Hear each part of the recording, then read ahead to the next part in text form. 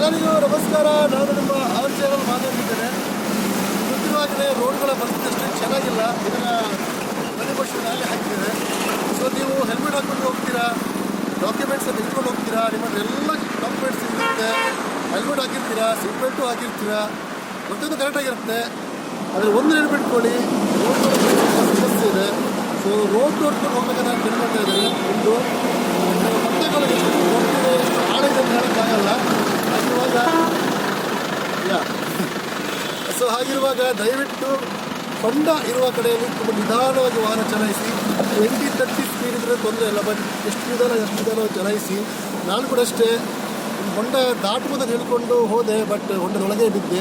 ನನಗೇನು ಆಗಿಲ್ಲ ಜಾಸ್ತಿ, ಅಲ್ಲಿ ರಿಕವರಿಗೆ in very few days. But still please be safe. And especially two ವೀಲರಲ್ಲಿ ಹೋಗುವವರು ಬ್ರೇಕ್ಸ್ ಆ್ಯಂಡ್ ಲೈಟ್ಸ್ ಕರೆಕ್ಟಾಗಿದೆ ನೋಡ್ಕೊಳ್ಳಿ. ಯಾಕಂದರೆ ಎಕ್ಸ್ಟ್ರಾ ಲೈಟ್ಸ್ಗಳನ್ನ ಹಾಕ್ಕೊಳ್ಳಿ, ಯಾಕಂದರೆ ಹೊಂಡ ಕಾಣೋದಿಲ್ಲಲ್ಲ, ಎಕ್ಸ್ಟ್ರಾ ಲೈಟ್ ಹಾಕ್ಕೊಳ್ಳಿ, ಸೇಫ್ ಆಗಿರಿ ಅಂತ ರಿಕ್ವೆಸ್ಟ್ ಮಾಡ್ಕೊಳ್ತಾ ಇದ್ದೇನೆ. ಆ್ಯಂಡ್ ಯಾವಾಗ ರಿಪೇರ್ ಆಗಿತ್ತು ಅಂತ ಗೊತ್ತಿಲ್ಲ, ಬಟ್ ರಿಪೇರ್ ಆಗುವವರೆಗೆ ಸ್ವಲ್ಪ ಜಾಗೃತಿ ವಹಿಸ್ಕೊಳ್ಳೋಣ. Thank you guys, thank you so